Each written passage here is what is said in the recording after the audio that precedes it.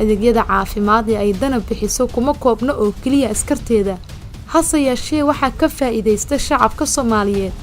ee degan dhammaan deegaanada ciidanka saldhigyadu ay ku leeyihiin waxaa la siiyaa la talin iyo daaweyn bilaash ah Cabdiweli Cali Jaamac iyo Maryan Xuseen lama filaan ayay ku noqotay in iyagoo aan wax lacag ah bixin ay helaan adeegii caafimaad ay u baahnaayeen dhakhtarka markii aan la kulmanay arintaas waan u sheegay oo uga qanciyay wixii aan isticmaalaha daawooyin ee relief buu sameeyay daawadiina wuu siiyay iyadoo lacag la'aan ah la siiyay daawadiina waan qaatay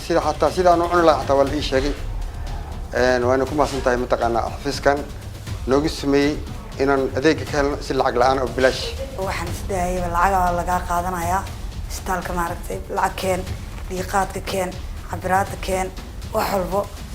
marka wixii waa lacag la'aan la yiri waa maaragtay si mufaajaca maaragtay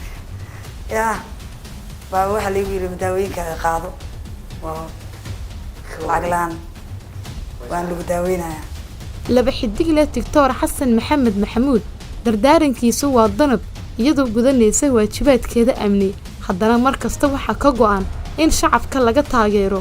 dhinaca adeegyada bulshada sida caafimaadka